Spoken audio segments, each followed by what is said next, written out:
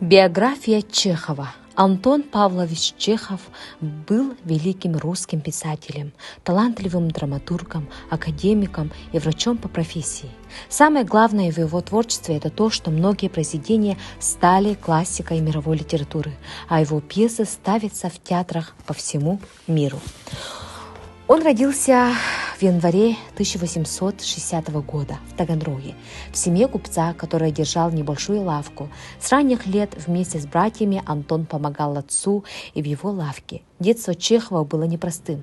Отец держал сыновей в строгости, заставлял много репетировать и петь в церковном хоре.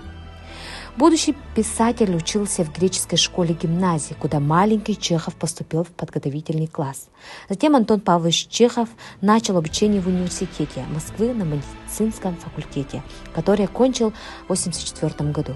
После этого занимается врачебной практикой. За все годы учебы Чехову пригодилось всячески подрабатывать. Он был репетитором, сотрудничал с журналами, писал краткие юмористические произведения. Дебют в печати Чехова состоялся еще на первом курсе института, когда юный писатель отправил в журнал произведение «Стрекоза».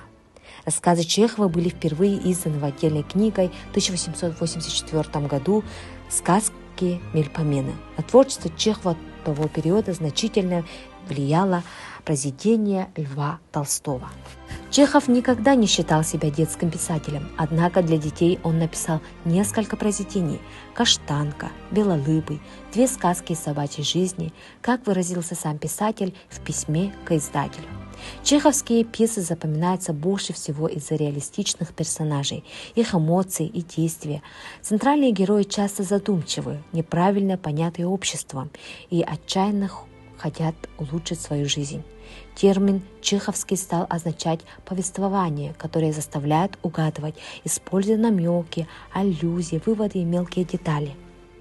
Персонажи часто много говорят, но не понимают друг друга.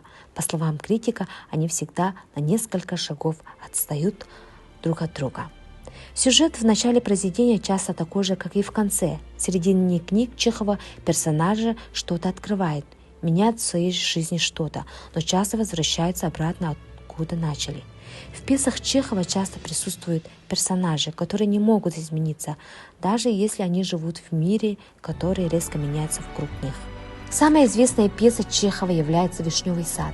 Повествовала об аристократической семье, которая испытывала плохие времена и была вынуждена продать свою землю бывшему крепостному, который решил вырубить вишневый сад, чтобы освободить место для дачников в доме. Пьеса символизировала переход от старой аристократичной к России новому устройству. Ее премьера состоялась в день рождения Чехова и всего за несколько месяцев до его смерти. В «Вишневом саду» Чехов писал: «Человечество продвигается вперед, совершенствуя свои силы. Теперь все, что недостижимо, станет привычным. Понятным только нужно работать и помогать всем своим силам, ищущим истины».